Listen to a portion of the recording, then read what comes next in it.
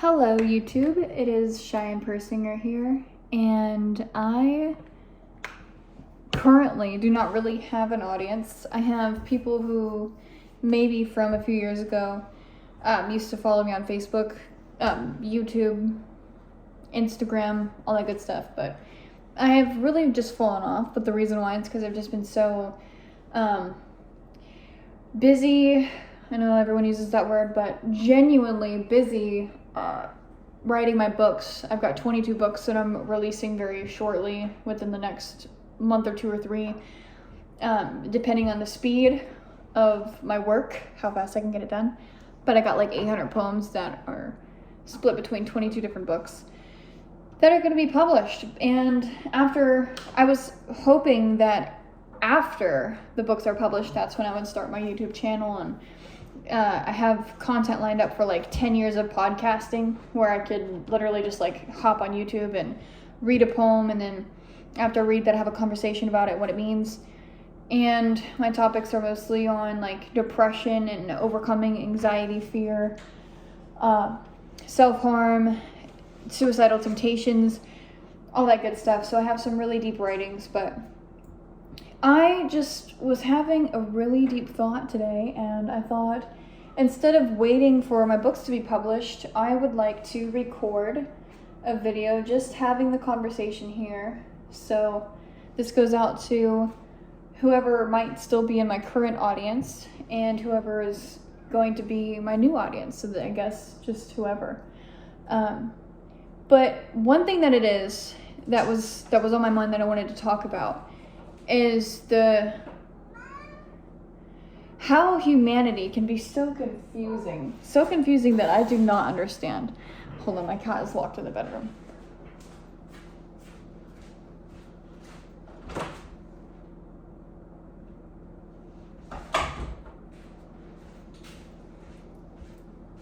Okay, so we all know that there are people out there who, obviously, like if you're in a relationship with someone, you're dating, or you're just friends with somebody, and then you betray someone, like you steal their favorite pair of jeans, or you try talking to their boyfriend, you do something dirty to them, and then they have a reason to cut you out of their life. So you basically, usually this is how it should work. You do something wrong or immoral or bad or whatever. You break or you press on someone's boundary and you just cross a line that you shouldn't have crossed, and then they cut you out. But what I've noticed time and time again in my own life is that, and this is just, I'm actually really confused about this. And so if you guys know why this happens, you can comment down below, you can tell me what's up. But I don't know why this happens. But for me in my life, I can literally meet somebody, and there's this guy, George Carlin, what do you call him? A comedian. And he said, he's like, I love people. I love how you could just like look in their eyes and there's like a universe in every single person. That's how I see people. So when I meet someone, I'm just like, wow, this person's like, I just see an infinite soul. Like I see their fears, fantasies, wishes, hopes, desires. And I'm just so curious about the person. I just, I love them, and I love quickly, because obviously if you ever really care about anyone, it's love. They say, a wizard doesn't fall in love, they live in the flow of love itself. So you don't need to fall, you naturally love. If you see an animal outside, a cat, you don't have to fall in love with the cat, you just look at it and you just have love for the cat. So that's how I treat people. And in that kind of, I guess, treatment of people, I guess maybe that's what I do wrong, but I don't know how that's wrong. So I'll meet somebody, and typically it always goes where I'm the one initiating. I always initiate conversations. I always ask, like, how's your day going? How are you doing? I want to give things away. I love to give people things. So if I have, a beautiful new outfit that I have, I want to give it away. That's just how I work. And I've always been like that, but it does get me in trouble, because what ends up happening is I get ignored. You know what I'm saying? Like, I don't know if people think I'm clingy, or what is this person doing? Why do they care? Yeah, I don't know what it is. So I'm in this beautiful phase of my life right now where I'm genuinely wondering, because I'm 25, I'm genuinely wondering if, because children, when you're like a 5-year-old, this is just natural for a 5-year-old girl or a 10-year-old, I think.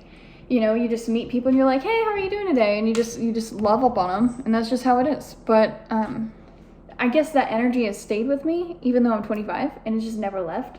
And so I'm at this beautiful phase of my life where I'm just questioning if that behavior of mine will continue, which I think it kind of will.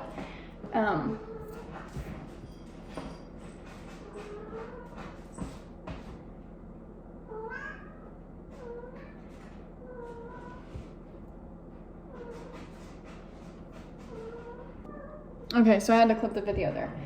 But what I was saying a few seconds ago, like literally in the last second, is will I continue that behavior? And I think I will. So this is the one thing I was wondering about myself. This is what triggered it all. I was just like, I wonder why. Like, why am I that type of person who, for whatever reason, I don't know how to cut people off. So I notice with me, people can cut me off so easily. Like, I could literally show up every day. I could always text you back promptly. I can always be available for you. If you cry, I'm literally going to be there. If you need to talk about something, I'm there. I love giving gifts. Like, that's just what I do. So I could be this person all day, every day, and never cease. Like, that's just the type of person I am. And then what ends up happening is I get cut off for whatever reason. Never put my finger on it. I just never could. And then the thing about me, though, that I've wondered, I'm like, how do people do that? Like, I'm wondering, like, what is it inside of a person's mind that enables them to cut other people off? And I wondered, I was like, am I ever going to get good at that? Am I ever going to learn how to do that? Like when someone, decides not to text me back, or, they decide, that they're just not going to ever talk to me again, or whatever it is. Like, it's fine, do you? If you don't want to talk to me, that's fine. But I wonder, am I ever going to get good at that? Am I ever going to develop that skill? And I don't know if I ever will be able to. I guess time will have to, decide that. But what ends up happening, right, is someone will disappear, and then they'll come back, and then I'll just be like, hey. Like, I'm just so good at acting like nothing happened because I'm just over it. I don't think about those things. So essentially, something that's been reoccurring that I've witnessed in my life is I will meet a person, introduce myself, and I almost wonder if I'm an emotional dumpster because somehow I meet people, and in the first day and a half, very, very, very shortly after meeting, I will just get an info dump, an emotional dump of like their whole life, all their traumas, everything they've ever been through. Because I love people. I just ask questions. I'm just, and we'll have these deep conversations, and I'll tell them about like poems that I relate to that or whatever. And I will know so much about that person so fast. And then very shortly later, typically it's short-lived, they just carve me out like they never met me, like they don't know me. And I'm just like, that's weird. But then, it becomes this like detached relationship almost, where they either fall off completely or they come back every few months. Like, even my own family does this. Like my family will literally not have me at all included, but then like every few months or every year they'll like message me once, like, hey. And I'm like, hey. And then it's just so weird. So makes me wonder. So I'm asking you guys about my own dignity. Like, for me, you would wonder, like, do I even have any dignity to let this person back in my life? Why even say hello to them, But to me, I say hey because I treat them like a human. Like, they're just a human being. I guess today they wanted to say hi, so I'm like, yo, what up? But to me, I feel dignified in having a pure heart. It's kind of like what Jesus was doing when he, accepted Judas and loved Judas, and he knew Judas was going to betray him. He knew the darkness that was with him or whatever. and still provided light and unconditional love. And that's why I said Jesus was like a man of sorrows. And it kind of just reminds me, not that I can obviously relate anything to Jesus, because Jesus is definitely not me, but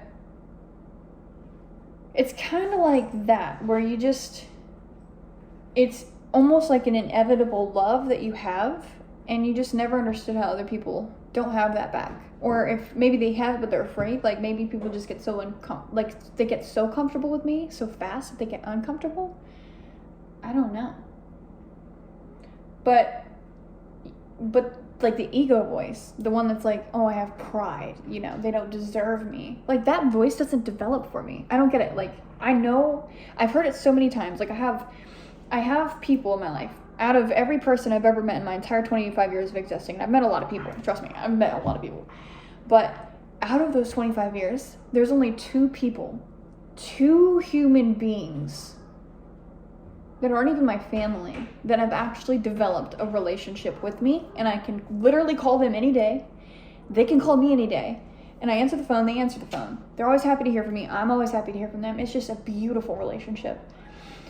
And it's interesting because they're both 60-year-old millionaires, and those are the only two friends I actually have.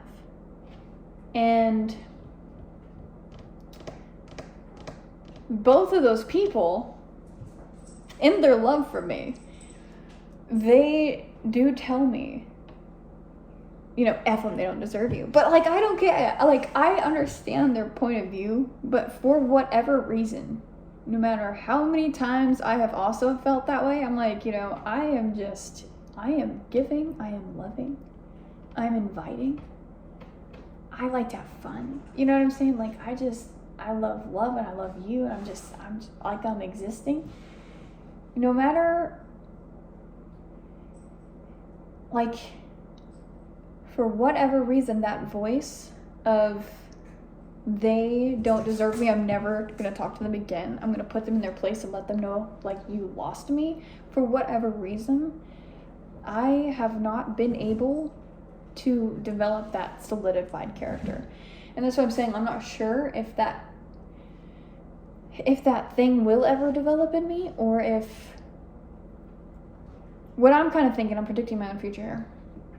I'm thinking that what's going to happen is I'm going to continue being the person that I am, right? And I kind of look like a zombie because of the light at my desk. See, I'm predicting my future here, but what I'm thinking is going to happen is I continue being the person that I am. And life is a numbers game, so there's 8 billion people on this planet. I have not met not even like a 1% of that. And I would probably collect 1 out of every million that I meet, or 1 out of every 10,000, or 1 out of 1,000. I don't even know what the numbers would be. Because so far I've met 2. They're really amazing people, just absolutely incredible. Like deeply, inside and out. They work with me, I work with them, but it's not just a working relationship, it's an actual relationship. And there's no expectation, we just love each other. Just genuine interest in each other. So what I'm thinking is,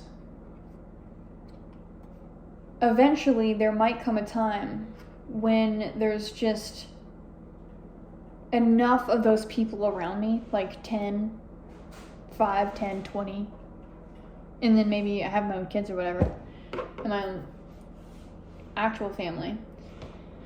But I'm thinking that eventually I'll have enough of those people around that when I want to give something to somebody, or when I want to invite somebody over, or if I want to hang out with somebody, or whatever it is, I will have enough options of incredible people that I won't have to question, anything. I won't have to wonder about this, this person who didn't text me back or whatever. So that's kind of what I'm thinking is going to happen. But I know it takes time. I'm only 25, but yeah, I just don't think it's possible for me to develop this sense of cutting someone off, because I'm just not like that. Like the clients and really great friends that I have now, we can literally not talk to each other for like a week. But if they call, or if I call, there will be an answer. it's just one of those things where when a person contacts you, you respect the contact. It's not like they contact you and you're just, you get ghosted. So yeah, that's just something that I was processing in my life, and I was wondering, and I don't know how you guys, perceive those situations, like what you guys would think, but that's just, I like to analyze my life. I like to analyze my mindset, and that's something that I've noticed about myself is I am the first person always gets cut off. I seem like it feels, at least to me, like everybody cuts me off. Everybody. Like, out of every person I met, there's only 2 actual people I could count on, period. Like, I could literally only call 2 people right now. None of them are family. Yeah, it's just crazy. So, yeah, and I don't know how to get bitter about it. I just don't. I'm just going to keep meeting people and keep loving people and keep wondering how they can act like I don't exist. Like I'll meet a person and be like, hey, and be like, yo, you're really fun to hang out with or whatever, and then before you know it, they've got $1,000 worth of clothing from me and a great night and food, and then I don't exist. So yeah, that's my life. That's my life. But anyways, guys, I do want to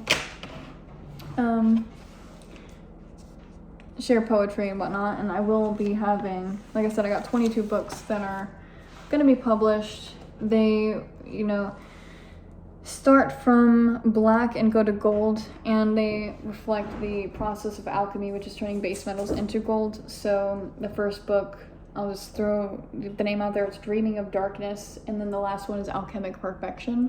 And it basically goes through this process of like the chakras where you go up, and every step you get closer and closer to mastering your mind and overcoming your anxiety or your depression or your demons or whatever. And there's, again, 800 poems between the 22 books, and maybe I'll start just dropping some poems prematurely before the books are published, but we'll see. But I just wanted to leave this out there because who knows how many millions of other people are out there wondering the same thing I'm wondering. Like, does a child die in people? I actually have a poem about this. It's called Devolution, or Devolution, however you say it. I think it's called Devolution. But it literally talks about how the world gets colder as we get older. And once our hearts get broken, it's like we look at other people like the enemy. So it's just I wonder if I could find it right now. Let me see if I can find the poem. This might have to be the first poem that I share with you guys. I wrote it when I was like 19, so I'm 25 now. It's like a 6-year-old poem. Let me see. Let's see.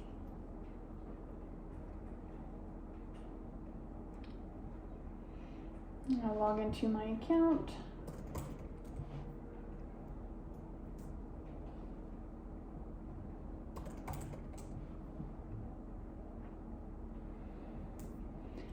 Two-step authentication. Let me just verify it's me logging in real quick.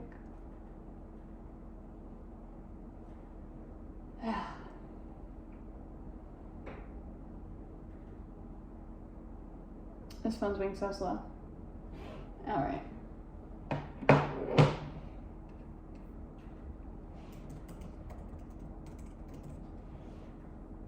Alright, it's in my golden wreckage book, I guess. Which is the yellow book. Alright. It says, this is how it goes. The whole world changes as we get older. Our perspective of life shifts. Everything appears colder. A softness within us hardens and we become bolder.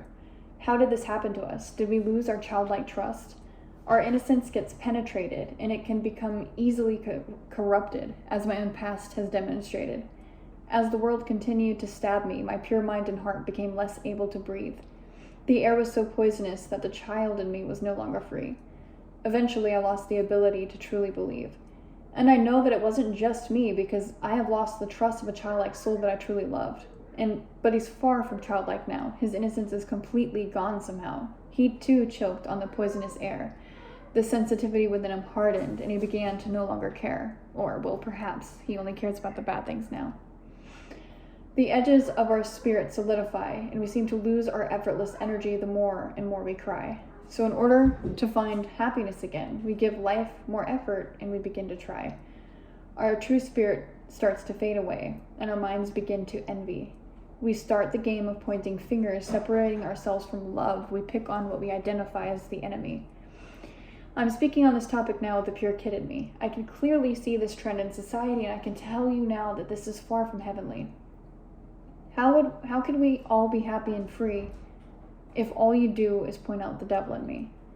We're lost children waiting to be freed. The purity of our hearts has been hiding underground, patiently waiting for a truth to trust, waiting to be found. But it's ultimately up to us to let go of ourselves and our learned knowledge and just open up, to give life and love more trust, to truly believe in love before the darkness succeeds and completely devouring us. So that's a poem that I just thought about that kind of relates to us. That's why I was wondering, I was like, how does it happen? Like, kind of reminds me of that song, Where's the Love, where he says, I feel the weight of the world on my shoulders. As I'm getting older, y'all, people gets colder. Most of us only care about money making. Selfishness got us following the wrong direction. And I'm starting to wonder if it's something that happens to everybody, or if it's something you can choose to avoid. And I think I've been choosing to avoid it for so long, but at the same time, I'm just wondering if other people are aware that they do it, or if it's a natural thing. Like, is it normal to think of yourself as like, oh, I deserve better. Like, I don't want to text this person back. They betrayed me, they neglected me. You know, I just don't think it's good to think those things. I think it's the darkness keeping you from love, and it's keeping you from forgiveness, and it's keeping you from peace. And I just think that if you do that to people, you know, if you're one of those people that do that, maybe consider just don't do that. Just loosen up and freaking text back or say thank you, you know. Just loosen up.